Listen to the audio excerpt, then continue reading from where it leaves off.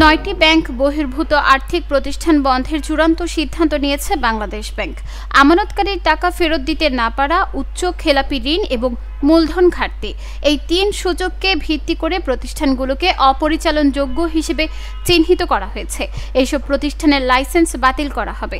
বৃহস্পতিবার এসব প্রতিষ্ঠানের বিষয়ে সিদ্ধান্ত নিতে গভর্নর আহসান এইচ মনসুরের সঙ্গে জরুরি বৈঠক করে কেন্দ্রীয় ব্যাংকের সংশ্লিষ্ট বিভাগ।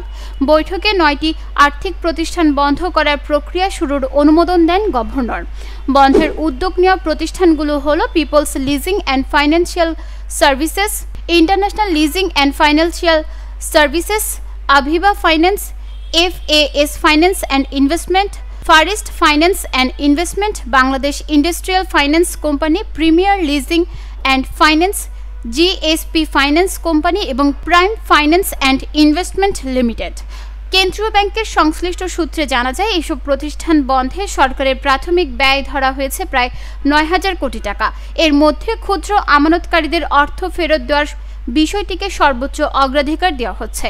বাংলাদেশ ব্যাংকের রেজুলেশন ডিপার্টমেন্ট এরই মধ্যে গভর্নরের সম্মতি নিয়ে অবসানের প্রস্তুতি নিতে কাজ শুরু করেছে। বাংলাদেশ ব্যাংকের পর্যালোচনায় দেখা গেছে 9টি ব্যাংক বহির্ভূত আর্থিক প্রতিষ্ঠানের ঋণের বিপুল অংশ খেলাপি। এর মধ্যে FAS ফাইন্যান্সের মোট ঋণের 99.93% খেলাপি। প্রতিষ্ঠানটির ক্রমপঞ্জীভূত লোকসান 1,719 কোটি টাকা। ফার ইস্ট ফাইন্যান্সের 98% ঋণ খেলাপি, লোকসান 1,017 কোটি টাকা। বাংলাদেশ ইন্ডাস্ট্রিয়াল ফাইন্যান্স কোম্পানির খেলাপি ঋণ 97.30%, লোকসান 1,480 কোটি। ইন্টারন্যাশনাল লিজিং ফাইন্যান্স ফিনান্সিয়াল সার্ভিসের খেলাপি ঋণের পরিমাণ 3,975 কোটি টাকা, যার 96% আদায় অযোগ্য। প্রতিষ্ঠানটির পুঞ্জভূত লোকসান 4,219 কোটি টাকা।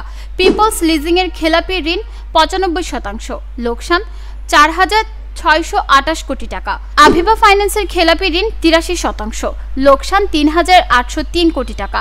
প্রিমিয়ার লিজিংয়ের খেলাপি ঋণ 75%, লোকসান 941 কোটি টাকা।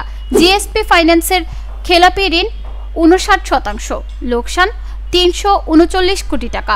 প্রাইম ফাইন্যান্সের 78% ঋণ খেলাপি, লোকসান 351 কোটি টাকা। বাংলাদেশ ব্যাংক সূত্র জানায়, 2023 সালে প্রণীত ফাইন্যান্স কোম্পানি আইন অনুযায়ী এসব প্রতিষ্ঠানের লাইসেন্স বাতিলের উদ্যোগ নেওয়া হয়েছে। আইনের 7(1) ধারা অনুযায়ী আমানতকারীর স্বার্থ পরিপন্থী কার্যক্রম পরিচালনা, দায় পরিশোধের সম্পদের অপর্যাপ্ততা এবং মূলধন সংরক্ষণে ব্যর্থতার কারণে লাইসেন্স বাতিলের সুযোগ রয়েছে।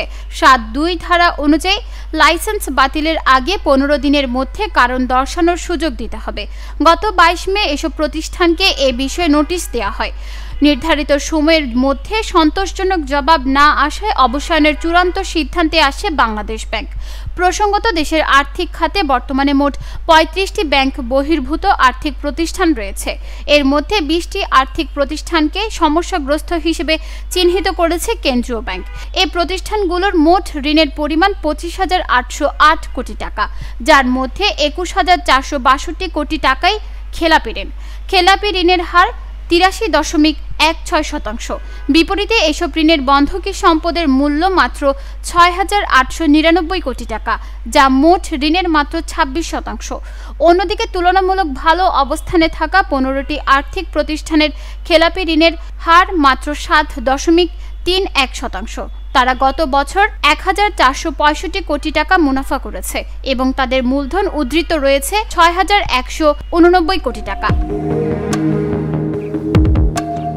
নিউজ ডেস্ক, চট্টগ্রাম সময়।